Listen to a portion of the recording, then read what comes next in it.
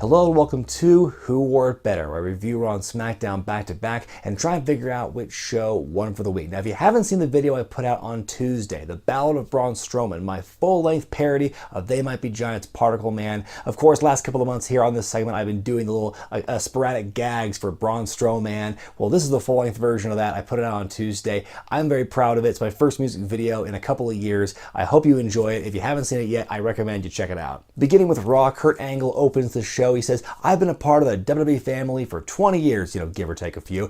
He announces 2 qualifying matches for the Money in the Bank pay-per-view. Out comes Braun Strowman, speaking of the title character of my music video from this week. He tells a horrifying story from his youth about how he knocked down a tree that had a tree house full of kids inside. I murdered a bunch of kids, bro! Kevin Owens interrupts and calls Braun a bad monster, and for the story he told, I'm not surprised. I'd call him that too.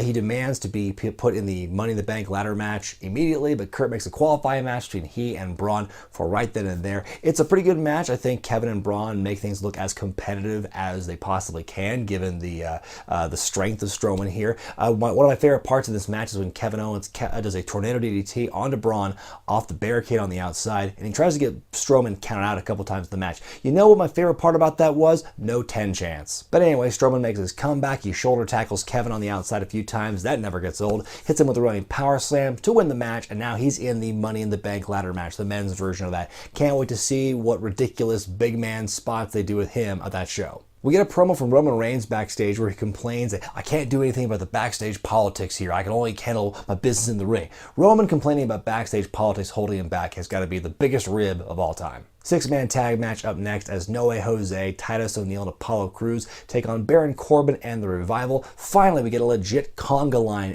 for No Way Jose's entrance where they have their hands on each other's hips and they have the legs out like this. That is a conga line. What they've been doing up before this, not a conga line. Anyway, the heels win after Corbin dumps Apollo on the outside but pulling on the top rope. Hits Jose with the end of days to get his win back from last week. This win would have looked a lot more impressive if Jose did not beat Corbin the previous week. A triple threat match between Sasha Banks, Ember Moon, and Ruby Riott. It's a Money in the Bank qualifying match for the women. Hard to believe that 2 of these women may not be in the ladder match, because you'd think that they're all worthy of being in that match, but apparently only one's going to go through this time. In the middle of the match, we get a "You Deserve It" chant that breaks out of nowhere, apropos of nothing in the ring. I think something's going on in the crowd. Maybe somebody's getting ejected, because the fans at that point are not really invested in what's going on in the match. The Riott Squad break up a pinfall by Sasha onto Ruby, which makes you wonder, since it's no DQ, what was stopping them from just getting involved from the beginning and just beating up the other 2 women so Ruby can win? Anyway, Bayley comes down to make the save. Sasha tries to go for the backstabber on Ruby in the ring, but then Ember Moon with an eclipse out of nowhere, and she wins the match. She goes on to the Money in the Bank ladder match.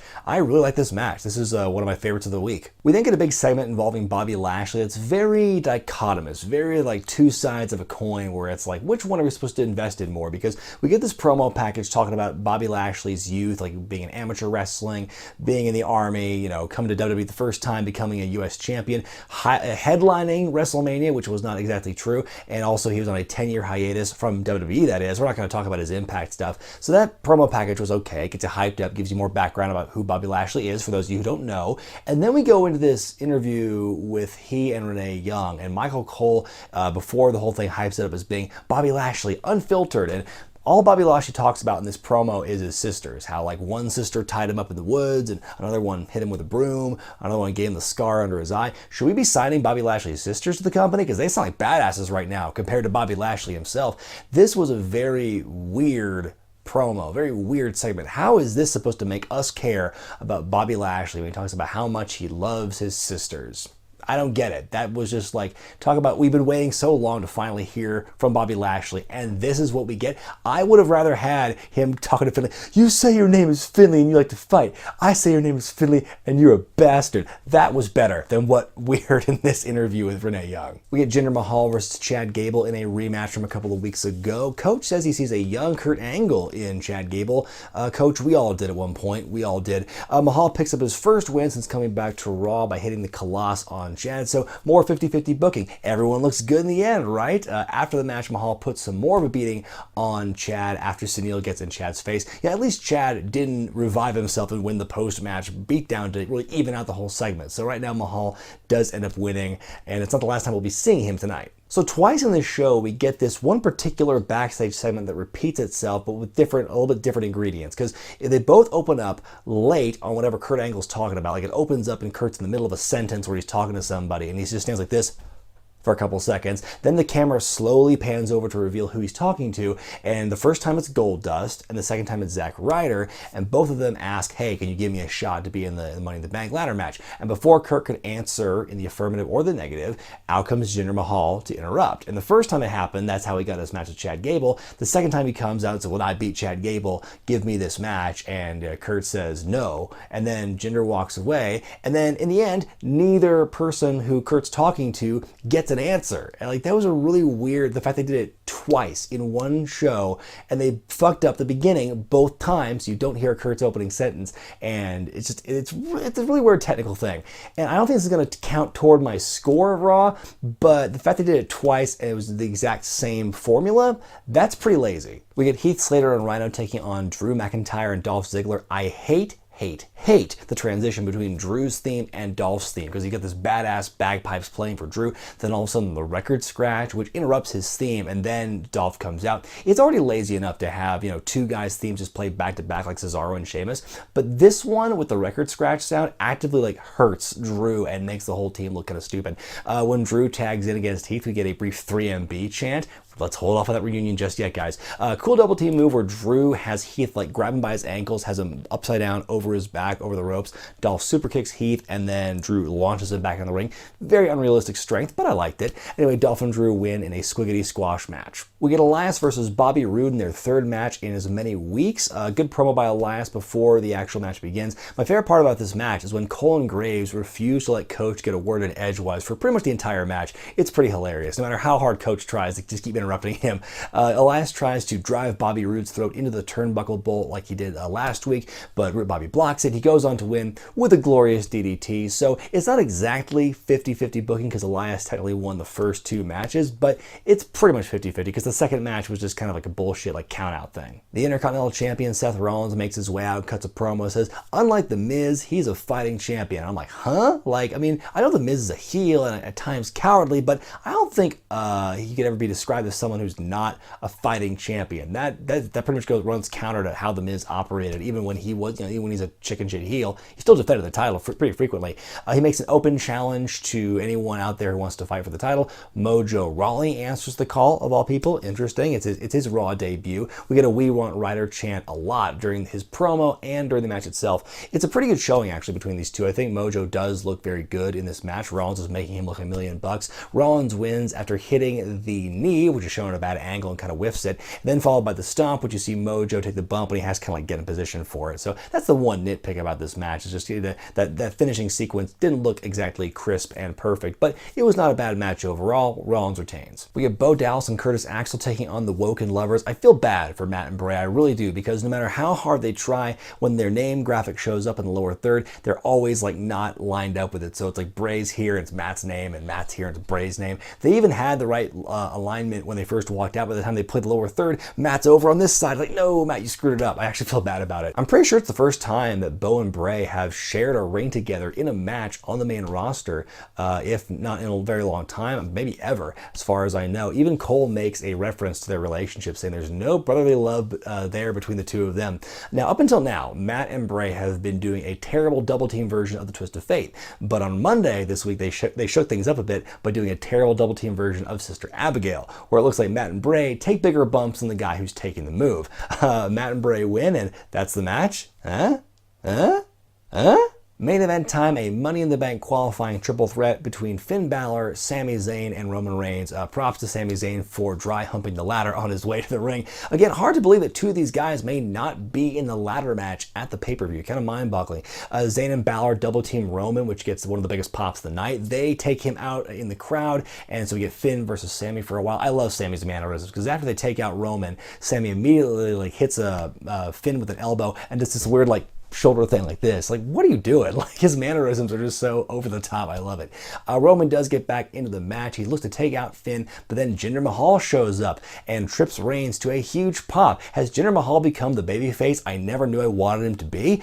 Finn hits Sammy with a coup de grace to win the match and advance into the Money in the Bank ladder match. So yeah, it was a really solid triple threat match. You know, Roman was out of it for a lot of it, but I think that told a good story, and I think the work between Finn and Sammy was good as well. And then the new layer of Jinder Mahal, after he was bitching about Roman Reigns earlier in the night, now he's here trying to like exact revenge and get vengeance for the fact he was denied by Kurt Angle earlier in the night. So yeah, I'm curious to see what they do with Jinder and Roman. I think this might be the best babyface ride Jinder's going to get in a long time. Before I move on to SmackDown, this episode of Who Wore Better is sponsored by SeatGeek. It's an app you can download on your iOS or Android device that gives you great ticket deals for concerts, sporting events, WWE, you name it. You can find the deal you're looking for on SeatGeek. Green means you're getting a great deal. Red means you're getting a not so great deal. If you want to save money on your first ticket purchase, go download the app using the link at the top of this description. Go to the Accounts tab in the app, and you put in the promo code REGRET. Get $20 back on that first ticket purchase. SmackDown opens up with another qualifying match for Money in the Bank as The Miz takes on the U.S. champion Jeff Hardy. Some non-title action here. I love this match. Great work here. I love the finish too. Jeff hitting the swanton, but not only does The Miz kick out of it, which rarely ever happens, he also rolls up Jeff and pins him for the 3 count to win and go on to the ladder match. Crazy finish. We get a pretty entertaining backstage promo from Shinsuke Nakamura where he tells Renee Young he forgot how to speak English, and then Renee manages to cajole an answer out of him about his future with AJ. He says, AJ Styles, nuts, but so am I. We are not done yet. So there you go. Nuts on a pole match confirmed. We get a women's Money in the Bank qualifying match here as Charlotte takes on Peyton Royce of the Double Iconics. A very good back and forth match here. I think one of my only critiques about this, and this is really one of the first times I've ever got to see Peyton Royce in a singles capacity, is that her offense looks really light. Like, she doesn't want to hurt anyone. So a lot of the kicks she does look like they're just kind of like, oh, they're feather soft on you, just the way she connects with it. So that's the one thing I would say. But no matter how weak her offense looked, it didn't look nearly as soft as Charlotte's spear. I'm glad Peyton kicked out of that one. Charlotte gets Peyton in the figure 8 to win, so good recovery from Charlotte after losing clean to Carmella at Backlash. I didn't touch on that at all in my Backlash review. I do want to talk for a bit about that. I do think it's ridiculous that she lost clean to Charlotte. It really makes this, thinking back to WrestleMania, makes her victory against Asuka look really empty, and it makes Asuka look super weak and, dare I say it, just another gal on the roster. In a follow-up from last week, Xavier Woods takes on Cesaro in a singles match. Now, early in the night, backstage in the locker room, the New Day had pranked the Bar by stuffing their gear bags with pancakes. I thought the delivery between Cesaro and Sheamus in that backstage segment was pretty funny. A "We Want Pancakes" chant breaks out at the top of the match. Well, you can't say the pancakes aren't over. the New Day have at least accomplished that. Where it's going, who knows? Xavier, my favorite move of this match is Xavier's in this wheelbarrow position. He jumps up and flips forward into a facebuster. I've never seen that before. That was such a cool counter to what was going in there. Sheamus tries to intervene in the match. The New Day counteract it. Xavier goes for his elbow drop off the rope, but he gets met with an uppercut for Cesaro to win and exact some revenge for Sheamus the previous week. And so next week we'll have a match between the New Day and the Bar, and the winning team will have one member enter the Money in the Bank ladder match. So the possibilities are, well, obviously not endless, but there's a lot of cool possibilities. There's a creepy-ass promo for the Bludgeon Brothers where they show all these melted-down versions of other like tag team action figures, except for the Usos. They were notable in their absence. Do they not have action figures right now? We get Becky Lynch versus Mandy Rose of what is now the former Absolution. Right before the match, Paige bars Sonya Deville from ringside, and they look pretty shaken up about it, but Mandy apparently recovers quickly enough to do her sexy, soft filter vignette entrance, which I'd never seen before. Is this what they had planned to do with Emelina? I'm just curious about that. A pretty short match. Mandy Rose gets the win, the upset win on Becky after dropping her throat first onto the ropes. Short and sweet match. It gives more build to the story that Becky seems to be having, where she's still so racked with guilt over having cost Asuka her first match on SmackDown. That Becky Lynch, she cares so much, you know? Main event time, it's another qualifying match for Money in the Bank as Daniel Bryan takes on Rusev. I loved this match. It was ultra competitive. Both guys looked good and fought hard, and the biggest shock of all, Rusev wins clean with a Machka kick. I was totally expecting Big Cass to come out and cost Daniel a match or do a post-match beatdown, and none of that happened. And so Daniel loses clean to Rusev, who is like for the longest time has been losing a lot. And so I think this is a huge for Rusev, probably one of his biggest singles win in in quite some time, I think. So yeah, it was a really fun match with a really surprising finish, and I loved it. And so I'm curious to see what they do with Rusev in this ladder match now. Also, is it me or they pumped the brakes on what they seemed to be teasing last week, where they want to do this impending breakup between Rusev and Aiden English? Because it wasn't touched on at all at Backlash or on SmackDown on Tuesday from last week when Lana was trying to plant the seeds in Rusev's ear. So to me, it's like, did someone like wise the writers up and say, hey, this is a bad idea to break these guys up? Or are they just kind of like, well, we'll get around to it later? It is shocking to see Daniel lose this match in convincing, clean fashion like that. I mean, I don't think he can be protected forever, but yeah, and you can kind of argue, well, he's been through so much the last few weeks with, you know, how long he was there in the GER and how he got beat up by Big Cass on Backlash. So they're probably going to try to find a way to rationalize that, but I would expect them a little more direct in terms of protecting him in the form of someone coming down and costing the match. But yeah, kind of a surprise. I don't know if it's a thing where it's like, you know, I guess they're going to have him just job a lot now. I feel like Daniel's kind of like Teflon, where it's like no amount of losses can affect how over he is. So there's at least that going for him.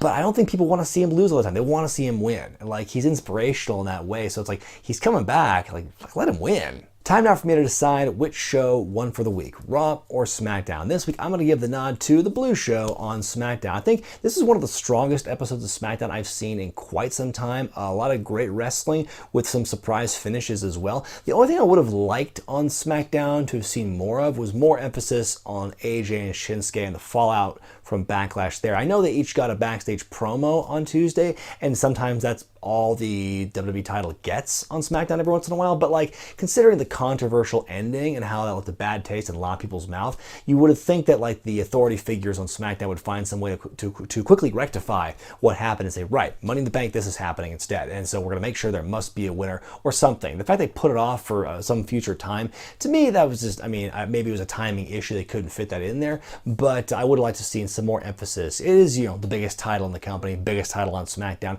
Put a little more emphasis to this controversial double dick kick city finish you had there. As far as Raw goes, I think Raw was also a mostly solid show. Some matches I could have done without, but I loved KO and Braun. I loved the women's triple threat, and I thought Rollins versus Mojo Rawley was better than expected, and the main event of Reigns, Zayn, and Balor was great too. But the things that really got me on Raw, that really pissed me off were, you know, I wasn't pissed off at the Lashley interview, but I was certainly confused by the way they went about trying to give Lashley a personality and character and, you know, make us care about him. And then I think it was just too much 50-50 booking. I think you can get away with like one or two of those instances, maybe just probably one in a single show, but man, there's just a lot of it on Raw, and that just, like, as someone who watches from week to week and sees that stuff, it just grates on you after a while. Let me know what you guys thought about Raw and SmackDown this week in the comment section below, and be sure to vote which show you thought was better in the gimmick in the upper right hand corner of your screen. Be sure to thumbs up this video if you like it, subscribe to Wrestling with Regret, buy the t-shirts at ProWrestlingTees.com, and check out Patreon.com for exclusive perks and bonus content. I'm Brian Zane, and I'll see you next time.